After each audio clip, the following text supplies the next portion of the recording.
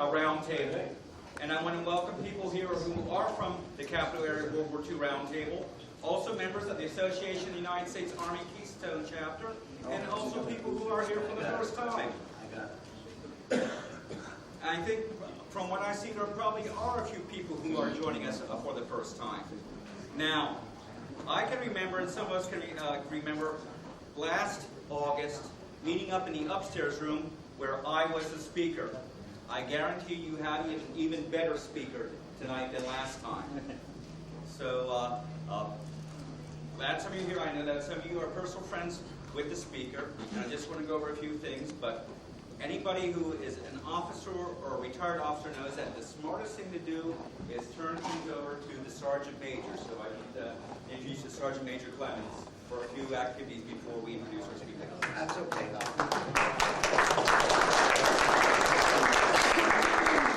Sergeant Major Clemens is a heck of a good guy. I'm not Sergeant Major Clemens. I'm Jim McDonald, Sergeant Major. Okay? Thank you. Okay, here we are. The Capital Area World War II Round Table and the Keystone Chapter Association United States Army. This is co-sponsored. I'm the president of the Keystone Chapter United States Army. And we're here tonight. Well, we're going to start off with the Pledge of Allegiance, and we're going to have Captain Thomas lead that. Will you please all rise?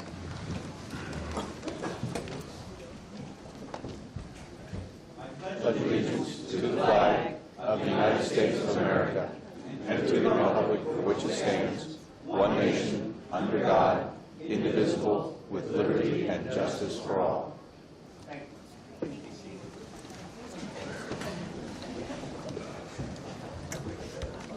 Now, what are we here for?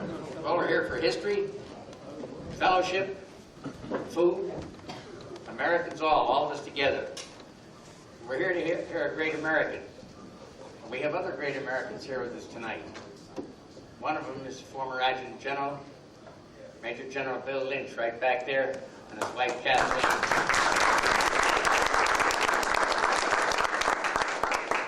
General Lynch is a member of the Keystone Chapter Association United States Army. Thank you, sir. The Army needed my help. Well, we did need it. We did it all the way.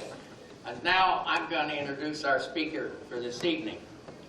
And I know him pretty well. Served with him for a long time. Major General Frank P. Smoker, retired. He's a World War II veteran, having served in the Army Air Corps. He was trained as a navigator on the B-17G Flying Fortress bomber. He joined his crew at Avon Park, Florida, and they flew their new B-17G to England in January 1945. He was assigned to the 325th Bomb Squadron, the 92nd Bomb Group at Poddington Air Base. He flew 26 combat missions, totaling 222 combat hours. Following his release from active duty, in 1946 he joined the Pennsylvania Air National Guard, and that was in October 1946. He commenced full-time service in 1949, and he attended the United States Air Force pilot training. During the 1960s, he flew numerous worldwide C-121 transport missions, including combat missions into Vietnam. He was triple rated as a command pilot, a navigator, and an observer with over 5,000 flying hours. General Smoker served as commander of the Pennsylvania Air National Guard during the last 7 years of his 42-year career. He also served as Pennsylvania's Deputy Adjutant General during this period, and he retired as a Major General in 1985. Ladies and gentlemen, I give you a great American, General Frank P. Smoker.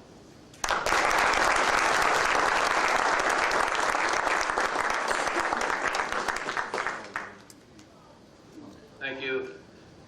Good evening, ladies and gentlemen. I think that I just lost half of my speech that he gave. I was going to tell you about how I enlisted in the Air Corps when I was 17 years old. Well, I will tell you that.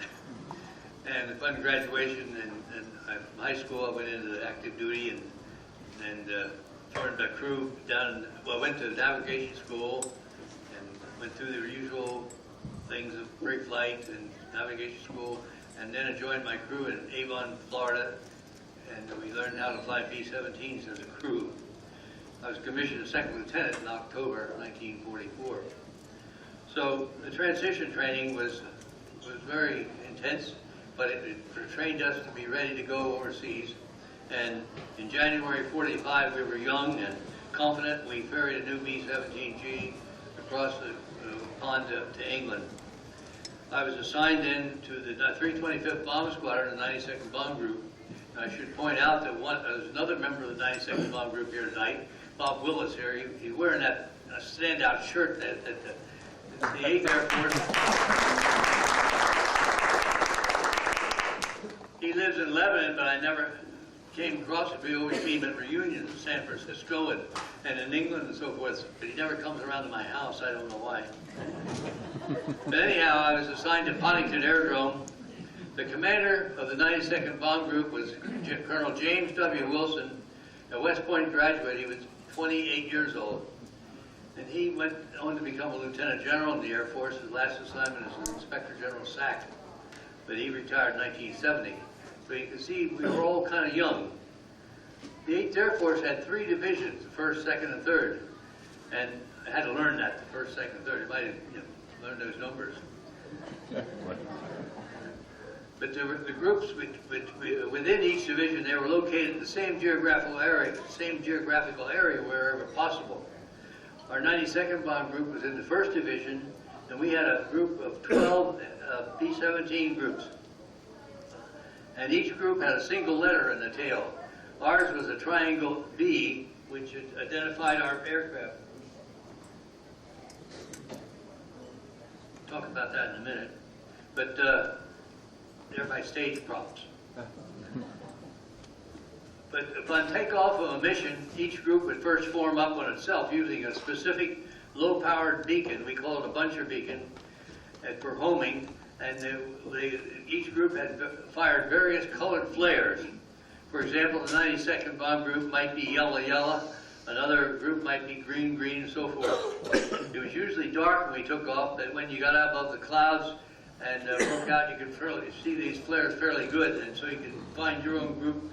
It was a hell of a mess. Everybody's milling around. It was really difficult, and it's wonder we didn't have more mid-air collisions. But we formed up with other groups, and then the lead element would take over, and they would fire various flares so we could all eventually get into the sequence that they wanted us. This took considerable time, and so many groups were involved. And strict times were involved to minimize mid-air collisions and to ensure a well-coordinated mission departure. My crew consisted of 10 young men, average age about 22. I was 19, I was the youngest. The oldest age was 26. We called him Pop because he looked so old to us. Our crew flew together most of the time. However, the 8th Air Force, including my bomb group, was short of navigators. So I was often assigned to flying combat missions with other air crews, even when my crew had timed off. During my crew, as you heard Sergeant Major talk about, I flew 26 combat missions totaling 222 hours. That's an average of 8.5 hours per mission. The normal routine on the night before a mission was to check the status board to determine if we were scheduled to fly the next day. If we were, the CQ would come into the barracks the next morning and wake us up saying, "Sir, it's 3 a.m., breakfast at 4, briefing at 5, takeoff at 6. Today's load is 2780. That's 2,780 gallons. We said at 2780. And 12 500-pounders.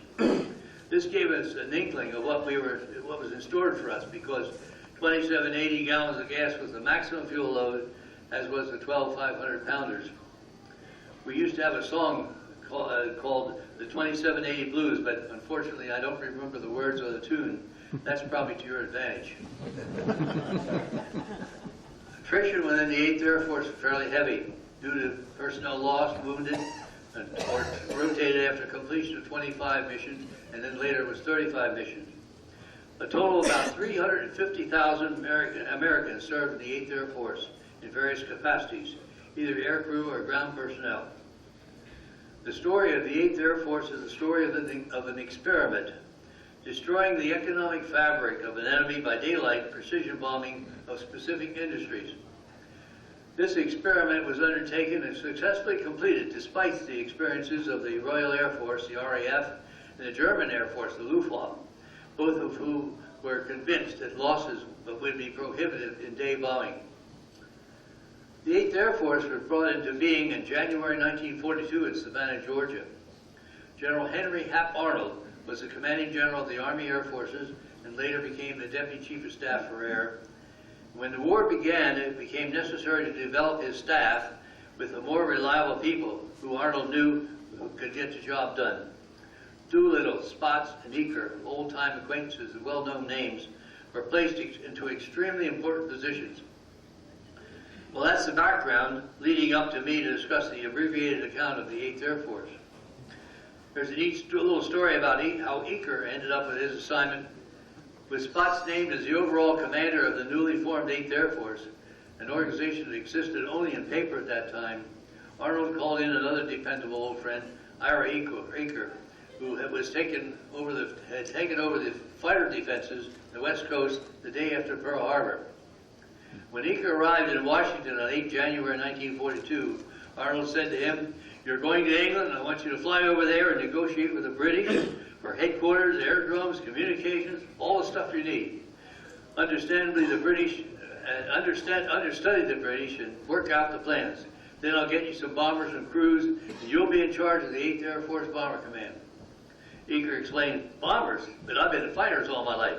And Arnold said, "That's why I'm giving you this job. I want to put you some fight into the bombers." Eaker said, "Well, what do I do for staff?" And Arnold said, "I can spare 2 or 3 good men. Beyond that, I suggest you find yourself some civilians. You can take a smart civilian, and you can make a smart officer out of him in 6 weeks or so. But if you take a dumb officer, you'll never make him a smart officer." Following his advice, Eaker left for England 6 weeks later with a staff of 6, 3 career officers and 3 converted civilians, but no airplanes, to create the 8th Air Force Bomber Command. Spots stayed behind at Bowling to organize the 8th Air Force Bomber Command and to hasten the shipment of supplies and planes and crews. The American air offensive against Germany had begun, with 7 men in civilian clothes and a civilian airliner. General Spots became the commander of the Mediterranean Allied Air Forces on December 1st, 1942, and General Eaker became the commanding general of the 8th. When the daylight bombing missions began, the Americans flew these missions in group formations. General LeMay, who was a colonel and a group commander at that time, studied the formation tactics and determined that the best protection for a large formation was in a group of 3 squadrons to fly in close formation, with the lead squadron at the middle level, another slightly higher, and another slightly lower. These were called boxes. And the tighter they flew together, the better protection and concentration of the firepower that the bombers could generate, especially when the fighters were attacking them during the bomb runs. The early versions of the B-17, the F model, however, did not have nose turrets, and the German fighter pilots early on discovered that head-on attacks were the most effective. Subsequently, the B-17G model was built, and it had a nose turret to correct the problems of the head-on attacks. I might mention the makeup of a B-17 crew and its armament. First of all,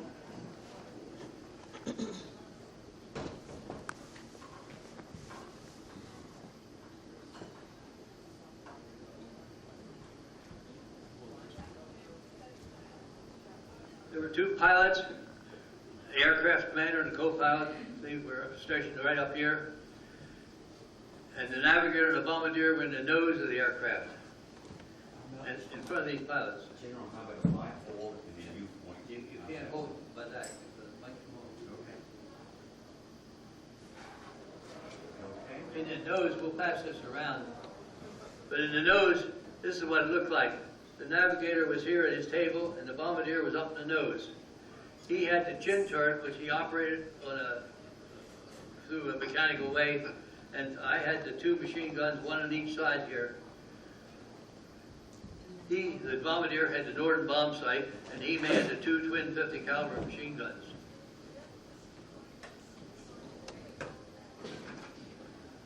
The navigator, as I mentioned, had the 2 single 50 caliber machine guns.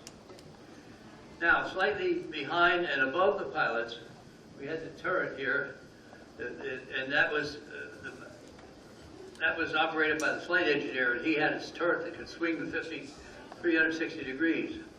The bomb bay, which is underneath here at the bottom, held a maximum of 12 500-pound bombs, and that was behind the flight engineer. The rear of the bomb bay was the radio operator's separate compartment, and he had a 50 caliber machine gun. Nearly underneath the radio operator was the ball turret gunner. It's a turret that swiveled around. That was the worst position in the airplane. That guy was squished in there and for 8.5 hours, and it was terrible. And underneath the ball turret gunner. Farther back, we had 2 waist gunners, one on each side. They operated the guns in the fuselage here.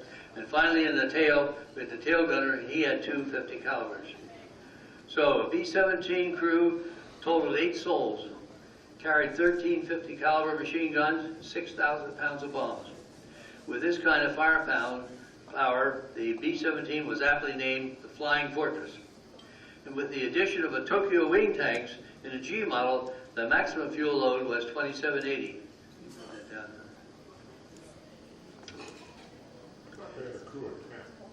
Yes, we did. Did I say 8? The B-17 crew totaled 8 souls.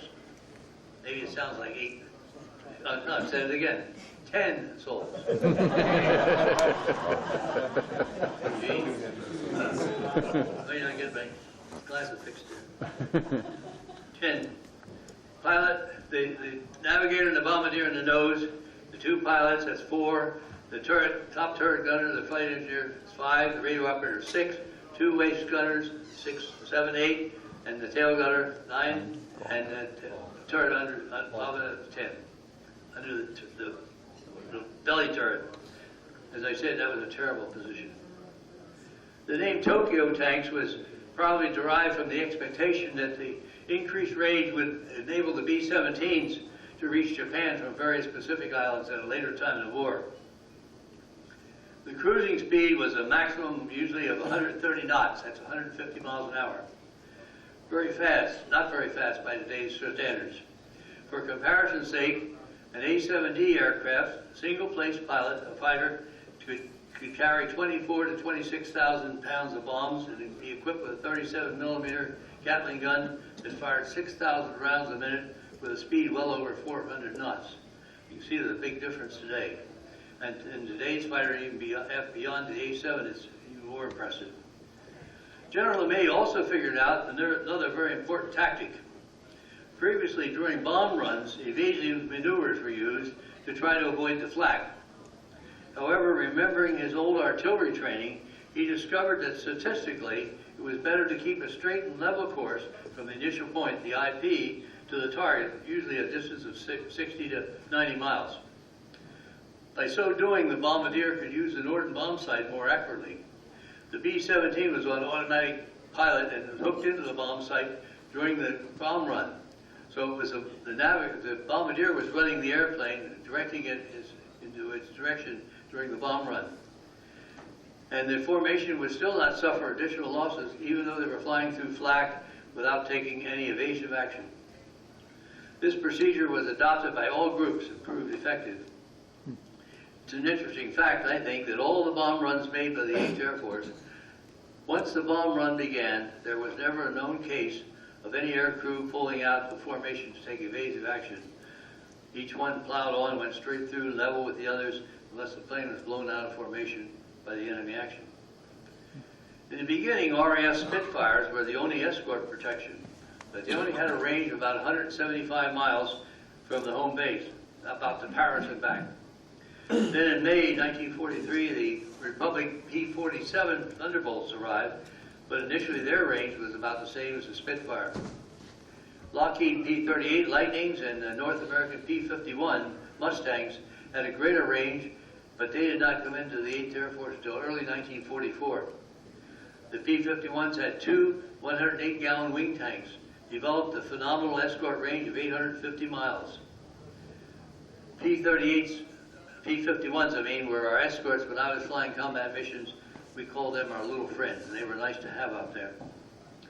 As the numbers of bomber aircraft and crews steadily increased, and the fighter escort range increased as well, combat missions ranged deeper and deeper into central Germany. On January 1st, 1944, General Doolittle came up from the North Africa to command the 8th Air Force. During the period February to June 1944, Luftwaffe was rendered temporarily impotent by a series of knockout blows and the invasion of the continent. Defeating the German Air Force in the air and on the landing fields and at the factories had become a major assignment of the 8th Air Force. This air superiority enabled General Eisenhower to tell the troops about to embark to Normandy invasion, if you see any airplanes, don't worry, they'll be ours. And invasion, that was true because it was virtually unopposed by enemy aircraft. It was during this last phase of the war, from January through 8th May 1945, VE Day, that I flew my 26 missions. Meanwhile, the RAF continued its area bombing during night missions. Many times we were inbound to Germany in the early morning hours. We'd see the RAF Lancashires and Halifaxes coming out. Be called begaggle. They were all over the sky. Sometimes they'd go right through our formation.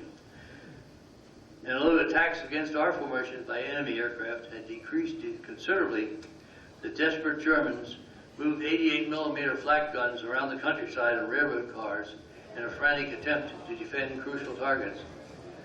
This resulted in losses of our B-17s and B-24s, but the destruction continued. Such a situation occurred in the last 8th Air Force mission of the war in April 25th, 1945. That was my 26th mission.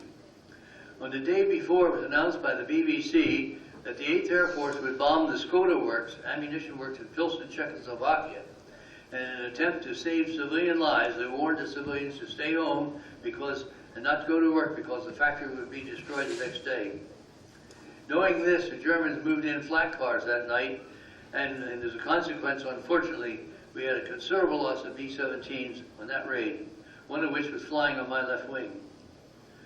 The mighty 8th Air Force met three principal opponents in the air war in Europe: enemy fighters, enemy flak, and bad weather. It overcame all three. Of the three, weather was probably the greatest hazard. During the first year of operations, frostbite accounted for many casualties other than enemy air gunfire. Our formation generally flew their missions at high altitude, which during World War II was between 26 and 32,000 feet.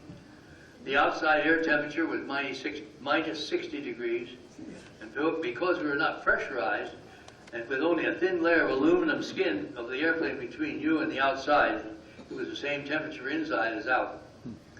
You didn't dare touch the metal because your hands would stick to the metal if you touched it with bare hands. So we wore silk insert gloves with our leather gloves for protection. Add to this the fact that we wore oxygen masks for many, many hours on end above 10,000 feet. It wasn't particularly uncomfortable. Our flying gear consisted of electrically heated flying suits underneath our regular flying suits, sort of like long underwear. Then on top of that, we wore heavy sheepskin leather-lined jackets, pants, and boots. The electrical suits had inserts for your feet, so you'd have to slide your feet into the wool-lined boots without your shoes. Over this, we'd put our parachute harness on, and we'd have the chest packs that would hook onto the front of the harness. And in case we had to bail out, we'd tie our GI shoes to the parachute harness on the assumption that we'd either lose the bulky boots when the chute opened, or the shoes would be more practical for walking once safety on the ground. During bomb runs and at other times when we were receiving flak, we also put on flak suits, a kind of front and back apron arrangement of overlapping pieces of metal canvased and encased in a leather covering. We also put on steel helmets that fitted over our headset. I can personally attest to the fact that the vest worked because of my 16th mission. A piece of flak tore a huge hole in the right side of the front of the nose of the airplane and ripped into my flak suit, ripped the canvas cover, knocking me to the floor. But the vest saved me from injury, and that flak didn't penetrate my body.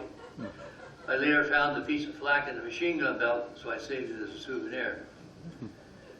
My missions were usually 8 to 9 hours long, some longer, and we weren't issued flight lunches. We didn't have food on board either. Such lunches would have been frozen anyway. Besides, you couldn't have eaten them due to the oxygen mask. What they did issue was a powerhouse candy bar that was frozen solid by the time you wanted to eat it. So we hit it on the edge of a table or a seat and break it, shatter it really, into small pieces. Then we slip these little pieces inside our oxygen mask and suck on it and let it melt in our mouths. At least it gave us some energy. As to the weather, the planes were grounded by impossible flying weather, often for several consecutive days. We didn't have any ILS, that's Instrument Landing System, or any other letdown procedures, other than the navigator bringing the plane back to the home field, actually very accurately through the use of a G-box. I'll tell you about that in a minute. When the B-17s and elements of 3 would just let down through the overcast or undercast until we broke out underneath. The G-box was a British invention, allowing the navigator to take readings from an oscilloscope similar to the day's Loran. However, due to the locations of the various Loran stations, sending stations being confined in England, the effective range covered only England and part of France up to about Paris. Nevertheless, it was an extremely accurate means of navigation, good to have, especially considering the English weather conditions. Prior to takeoff, I'd take a reading at the end of the runway and record it on my log. Then upon returning from a mission, I would line up the aircraft with the runway direction and bring the airplane back to that very point. This was fortunate because we really didn't have any other means of approach except during visual conditions. Toward the end of the war, it was not unusual to have 1,000 bombers on a raid. I participated in at least 2 1,000 planes raids, both of which were to Berlin, where it must have taken a couple hours for all 1,000 planes to pass over the target. While the accomplishments of the 8th Air Force immeasurably hastened the end of the war, they necessarily took a terrible toll in human life. Casualties announced for the 8th Air Force after Germany's surrender were 43,742 airmen killed or missing in action, and 1,923 others seriously wounded. That's more than we lost the entire Vietnam War. When you think about it, every time we lost a B-17 or a B-24, 10 airmen went down with that airplane. Some got out to be captured and placed in POW camps, and many perished. I might add that it's difficult to escape a tightly spinning B-17 due to its centrifugal force. I'll always remember the first time I saw a B-17 shot down. It spiraled down just like a maple leaf spins around, and it was a very terrible thought to think about. But when they went down, we'd watch to see if there were any white puffs coming out. They were people bailing out, and we'd count them and mark it on the log so that we could tell them when we got back how many we thought got out of the airplane. Since my entire experience in combat was in B-17s, I haven't mentioned the large combat role of B-24s, with whom we had a friendly rivalry. I extend my apologies to B-17 crews and their aircraft because they also served in the 8th Air Force and played an important part in the air war in Europe. After the war ended, my group was transferred to Istres, France, near Marseille.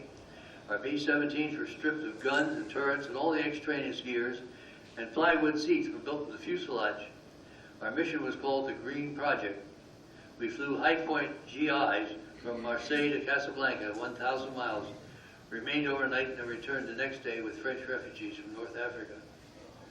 Although I had sufficient points for an early return, I elected to stay on the Green Project and eventually transferred back to England in 1946. I had a special reason.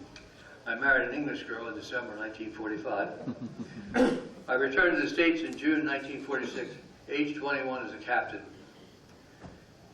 That's what happens when you have attrition and so forth like that. Having covered quite a bit of history and facts concerning the accomplishments of the 8th Air Force, as I conclude, I believe you'll agree with me that the title of the mighty 8th Air Force was well earned. It's difficult to believe that nearly 60 years have passed over since the 350,000 Americans formed the largest air armada ever existed in history. It'll never happen again. And it's especially remarkable that the mighty 8th Air Force operated during daylight hours with such a high degree of success. I have 2 pictures here. Pass these around, or let them up here on the table, you can see them. This is my crew back in 1945. These young people here, that's me in the, see, I was very happy in those days. And young looking. I would like to have shown you my uniform that I wore in World War II. It's in the museum up here at Pennsylvania National Guard Military Museum.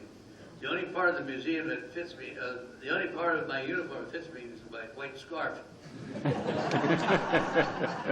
Maybe my necktie. But of the crew here, these four were the officers, and that bombardier, the two pilots, and they're all deceased. And at least one of these crew members is deceased now, and I don't know about the others who lost track. But you can see how young we look. This is Pop here, he's the 26-year-old guy. And as I said, this is a picture of what it looked like in the nose of the airplane. The navigator being here and the bombardier up the front. Well, that's about the story of my career in the 8th Air Force, and if you have any questions, I'll be glad to try to answer them. Somebody back here asked me what that machine was in a box, and it was an astro compass.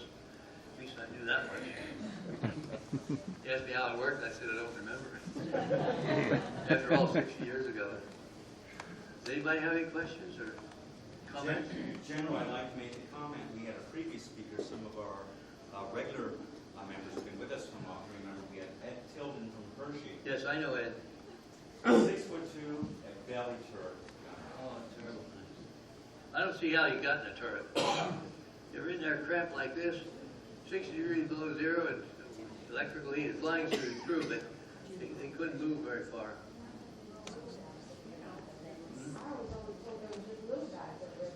I always thought so too. Well, he was originally one of the side turret gunners. Waist gunner. Waist gunner. And his belly turret gunner quit, so he got the position. And he said he definitely couldn't wear a parachute in there. No, you couldn't. No. Well, normally speaking, we didn't wear parachutes, except we had them handy. And after a bomb run, it was my job to get on. Of course, we were on oxygen, so I get a walk-around bottle and hook my parachute on and work my way back to the bomb bay to make sure all the bombs are out. And if they weren't, we'd kick them out, and hopefully they were all out. But then we'd go back and land with a bomb in the bomb bay. Yes, sir. You said you were in C-121s after the war. Did you get into the Berlin airlift or any of that? No, that was Berlin airlift was 1948 or 49 time frame. The C-121s came into the Air National Guard about 1961. Oh, in the Guard. Yeah. But I had a considerable amount of time in the C-121. I was in the headquarters here of the Pennsylvania Air Guard, but here at Indiantown Gap, but I was attached to the 193rd at Harrisburg for flying. When I came back from pilot training, that unit was at Spots Field in Reading. They had P-51s in those days, and that was a nice airplane to fly. And then they moved up to Homestead around 1960, I think. And the day they moved, it was a snowstorm. Yes, sir. During your missions over Germany, did you ever encounter any of the German jet fighters? Only once. Only once? I didn't exactly encounter him. He just came zooming through the formation, and I had no idea what it was. None of us had ever even heard of a jet. But we marked on the log that some unidentified aircraft came barreling through our formation, and we told them that. It wasn't until after the war that I learned of such a thing as a jet. It was the ME-262, I found out. Hitler made a big mistake. He didn't let them continue to manufacture. They had a lot of errors and wrecks and so forth, and so he stopped the production. But he would have done well to keep them. Well, having told you all this about combat in World War II, we didn't talk about the combat in Vietnam, and General Lynch follows me now with his speech about his 100 missions. 100 missions, unarmed aircraft. Yes, sir. Dick? Did the film 12 O'Clock High, did that depict pretty well the operations in a movie atmosphere of some of the operations? Of any movies that I have seen, that depicts, it's more realistic than That's what I was most thinking. of them. The one that came out called the Memphis Belle in later years, I went to that thinking it was, you'll have to see a documentary, and it was a Hollywood production, and it just wasn't realistic at all. They had crew members back there fighting during a bomb run and all sorts of stuff. They wouldn't allow that. But I thought 12 o'clock high really showed the emphasis on Yes, problems and mainly with weather and the affecting your particular operations with loss of aircraft and so forth over the objectives. I agree. It's as close to being realistic, I think, as any movie I've seen. Thank you. Speaking of weather, I did mention it, but weather was a real factor for us. We'd take off sometimes when, I don't know why they let us go, but we would take off in the fog type thing. And once you're off in the air, you'd be on instruments immediately. And coming back, we had no instrument landing system, so we would break up the squadron, the group, and then squadron into flights of 3 aircraft. And the lead aircraft would continue on, and the other 2 would go up, each go up 45 degrees for 1 minute, and parallel, and then just let down until you came down underneath the clouds. Jeez. It's a wonder we didn't lose aircraft through mid-air collisions. Well, they lost some, but our airfield was just a few miles away from the one next door, and there was a railroad track, and so they had to stay on the east side of the railroad track, and we stayed on the west side. Yes, sir. Was the B-29 used during your time in England? I don't think the B-29 was used in England at all. They were producing them and sending them into the Pacific. And it was, of course, the one that dropped the A-bomb later on in August of '45. I just thought maybe they tried that over there first before they... I'm not aware of any B-29s in Europe. There might have been, but I don't know of any. Remember, I was only a second lieutenant or first lieutenant and a captain. I wasn't exactly on the planning stage. Now, you got over there in January of '45, but Right. the 92nd had been one of the first groups over there. Right. They went over in late '42 or early '43. August 42. 42, was it? When were you there, Bob? I was there in January 44. Yeah. He was a radar man. And, we didn't know each other, but one day he saw my picture in the paper having just come back from a reunion or someplace, and he called me up and says, I was in the 92nd, how do I join? So we got matched up, and I gave him the information, and from that time on, and the only time I ever saw him was in reunions at Sacramento or in England, and eventually, though, we got together here in Lebanon. Yes, sir. Were any of the aircraft you were in ever hit seriously, like losing an engine or? Yeah, we lost a few engines in my day. In the aircraft I was flying, we would come back sometimes with 3 engines. And that 16th mission, I was really scared. Really scared. There's a big hole in the airplane, and it just been hit by flak and it fell on the floor. And the pilot said, "What's going on down there?" I was so scared I couldn't even talk. Did you stay with the same aircraft the whole? No. They had aircraft that some of them had names. I remember one particular aircraft we flew happened to have the name Grumpy Nan on it. Grumpy Nan. Somebody gave it. But we flew that of its 100th mission, which was really rare that a plane would survive 100 missions. But now, different crews flew it. But we just flew whatever aircraft was assigned that day in our squadron.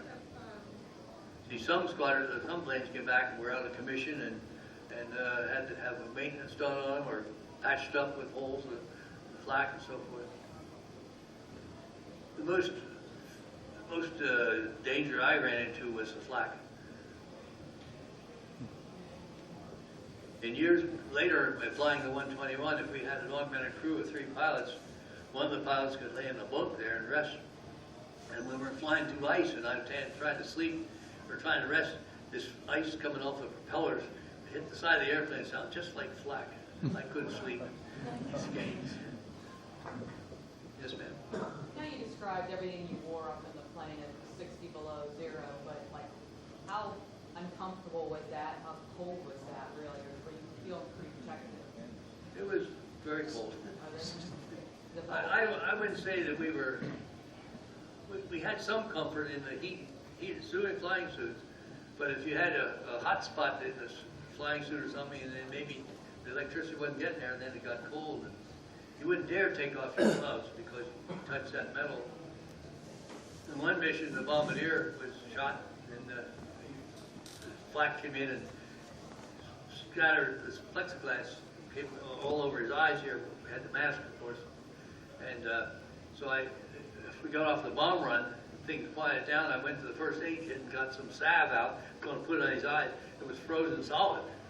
So I put it underneath my armpits there for a while until it softened up, and then I squirted it on his face to help him until he got home.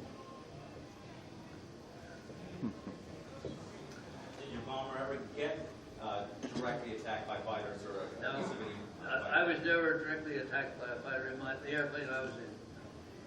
Because I know as the war went on, flak became the more danger, and Yes. our fighters took care of their fighters. Well, we had the P-51 that was we called them our little friends, because they were out there, and any aircraft that came by, they would chase them away. Is that the advantage to flying middle level? What's that? Is that the advantage of flying middle level? Oh, You have a group above and a group yeah. below. Well, we were in a box, I know. and it really gave you protection all around.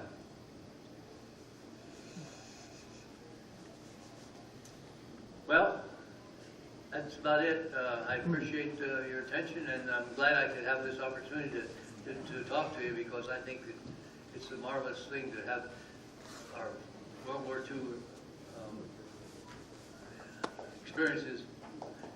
Yes, sir. General, would you comment on your series, which is appearing in the Lebanon Daily News? Oh, The history of Fort Indian Town Gap. I'm an author. Well, I belong to the Military Affairs Committee of the Chamber of Commerce, Lebanon Valley Chamber of Commerce, and we were talking about getting the people of Lebanon who are familiar with our community, who are familiar with Indian Town Gap. I have a soft spot here in Indian Town Gap, and we lived here in the post for over 30 years. I had different jobs during the thing, but our son here, David, and our daughter, Barbara, they grew up here in the post, and this was their hometown. But they said, well, we ought to have an article in the newspaper. Could you write something? So they asked me about do this. And I've been collecting data about Indian Town Gap. I have file drawers filled with it, the whole filing cabinet. And so I've started this also on top of tables and everything else. My wife was there most of it. But I started this, the history, it started back 3,000 years ago when the Indians were here, and the millennial Napi Indians. And so the 19th one, it's published every 2 weeks. And the 19th one was just published yesterday. And it was supposed to be in Wednesday, a week ago, but there was a technical difficulty. They didn't get my email. But so now next Wednesday will be the number 20. But the 19th was about this picture that you see in the back here of these Indians. This man that did this painting was from New York City, and he was a professional artist. And his commander found out that he was an artist, and they asked him to form a training aid unit. And then he heard of a contest being done to a mural in the club. So he entered the contest and won and got the job. He thought he could do it in his spare time, but then it was learned that Governor Martin at that time, was going to have a governor's conference in Hershey, and he wanted to come to the Indian Town Gap to visit. This is back in 1944, and so he had to work on this day and night for 3 months. He got this done. And somebody asked me, are those people, the pictures of those faces, are they based on people he knew? And yes, no, that's not so, he said. He just did a little research and found out that some of them had mohawk head, and some had no hair at all. Some had little feathers in the back. So he decided to have them he had in mind, first of all, to have them charging in with headdress and all that to come into the room but then he discovered that the Lenni and the Nappies didn't have horses, and they did all their traveling by foot. So he changed his mind and got this idea of being on a hillside looking down. And if you'll notice, some of those guys, they look at you, no matter where you are in the room, you see them. And then one day he was up there working on each side of the door up below. And it's just like scenery he was putting in, but the woman inside at the library said, what are you doing out there? And he says, I'm painting Donald Duck. he said, oh, she thought he was kidding. So he quickly sketched a Donald Duck in Indian war garb and just did it as a joke, but so he had to do this other side over here, so then he got back and decided, he got so many comments about it, he left it there. So it's up the top of the stairs, and it said that if you ever come in here and see that painting, you gotta go up and look at Donald Duck or you don't get out of here. Anyhow, I enjoy writing the column, I find it interesting, and it's been a progressive thing. I'm up to World War II, at the end of World War II now, and the next column will be just about winding up World War II, and then I'll get into the things that happened after that when it became a National Guard base again. Yes, sir? Do you mind sharing with us how you became a stonemason? Oh, yes, yes, yes. That was my first article. I almost didn't use. Well, we lived in quarters here at Indiantown Gap at the far end of the base, quarter 15, and they were taking down an old stone barn. And I asked the general if I could have some of those stones to make a stone wall. And the next thing you know, the 2 truckloads of stones filled our driveway. And so it took me 3 summers. One summer I put the base in, and then the next summer I started building it. But over across the street at the state park, they were putting in these stone pillars at the entrances. And they had already done 2 of them, and I never saw them doing it. So one day I came home, and here they are doing the same thing over across the street from where we live, this entrance. So I went over and said, gee, I'm glad I have the opportunity to talk to stonemasons. They said, we're not stonemasons. I said, how do you know how to do this? He says, there's a guy across the street building a stone wall. And I would go and check to see what they were doing. And so he said, this guy, we go over every morning and see what he's done, so we do the same thing. And here I was going, stopping by on the way home and checking what they were doing. So I said, well, he had a big trowel there. I said, well, don't you have a pointing trowel? They didn't even know what a pointing trowel was. So I brought my tools over and showed them how to work it, and they used my tools there to finish it off. But that's a true story. You ought to tell them about the 1995 speech in England, the English book, thank when the chaplain gave away his speech at Haddington Cemetery. Your Indian tribe. Oh. Well, I was going to give a speech at this reunion in England, but the chaplain had already said what I was going to say, so I couldn't think of anything else to say. So I told him about how when I was getting ready to retire, I went around, thought I'd run for public office like other people I know. And so I would tell them, I went around and the people would, trying to get practice in public speaking.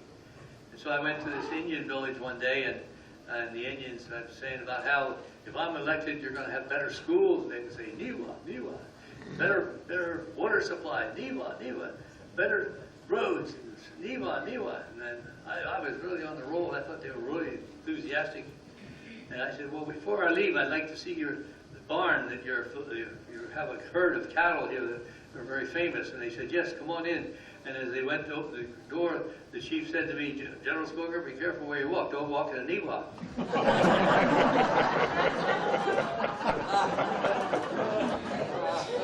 Okay, that's it.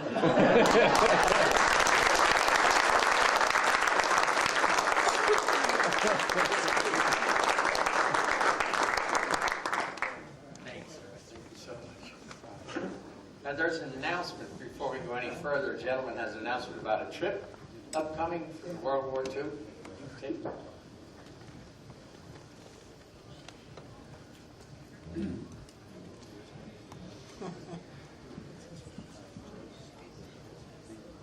I've been to several of these meetings, 4 or 5 or 6 or whatever, and everybody seems to want to go to New Orleans to the...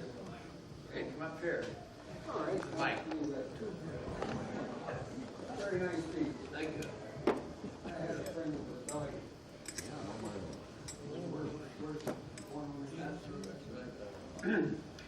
I've been to several of these meetings, and everybody just talks about going to New Orleans to the museum. And I've tried different places, different travel agencies, nobody seems to want to do it. Well, one of the reasons is that there are so many conventions in New Orleans that you have to fit in between the conventions. So we finally got one for November, the 3rd, 4th, and 5th. And we'll be flying down, and we have 3 days and 2 nights there. And we're going to stay at a Holiday Inn in the French Center, French part. And I'll have transportation to and from the museum, from the airport to the hotel, and everything like that. And we're trying to get at least 20 people to go. Now we have some already committed, but if anybody here would like to go on this trip, I have papers here, you can sign your name, and if we get too many, the man at the AAA said he will make another trip in the near future, whenever they can fit it in between conventions. So if you want to come up, there's some folders here, flyers here for the museum, and there'll be papers there for you to sign your name, your phone number, and your address. So that's all I have to say. Thank you. As General Smoker is quite a historian here at Fort Indian Tom Gap. In 1982, this club was closed. It stank, and it was musty. And there were 2 sergeant majors here. I was one of them, State Sergeant Major, and the Garrison Sergeant Major. The Garrison Commander gave us permission to open this club. We had to have $32 a night. So we couldn't open the bar in there, the other bar, so we opened up the upstairs bar, and it was called the Eagle's Nest. We'd have an NCO call every night. We had to spend $32. You'd be surprised at the sergeant's first class and the master sergeants to talk to Donald Duck up there. They had a few. We did a lot of talking to Donald Duck. Okay, there's a sign-on board going around. We'd like you all to sign your name. We're trying to build up something here, get more people to attend. It's important to gather like this. We listen and we learn. And we learn from people who are there. Each of us has a story, every one of us. These stories should be recorded. We have here with us tonight a gentleman who worked very, very hard to record stories in the Pine Grove area. Sergeant Major Herman Clemens sitting back there. They put together a published book. It's beautiful. Over 200 veterans have put their individual stories in here. In Carlisle Barracks, they put out forms for World War II veterans to tell their story. We have many of them who told the Bataan Corregidor story. The young people don't know these stories, and they're not taught. But here in this room are a lot of stories. And the World War II Round Table and the Keystone Chapter of the United States Army, Association of the United States Army, are going to develop a form to pass out to you. If you want to participate, you're welcome. You don't have to be a combat veteran. Not at all. The guy who painted that picture is still alive. He painted other pictures. They appeared in the Yank magazine. I found them at various different flea markets I went to. But the stories have to be recorded. It just raises the hair on my neck to listen to a man like General Smoker talk here tonight. And there are many others in the area. So we'll have this thing in the future, put it out to you. Now, I ask each and every one of you to dedicate a quiet moment and ask for protection for our service people who are serving in the dangerous corners of the world. Do this quietly in your own way.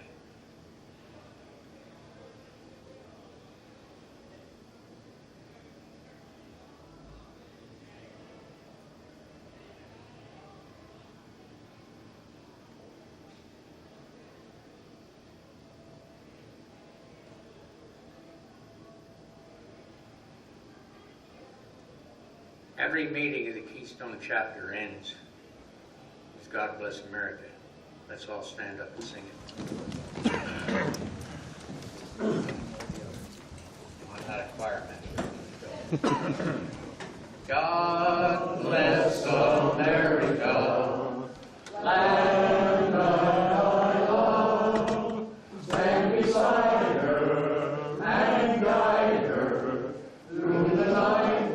light from above, from the mountains to the prairies, to the oceans white with foam.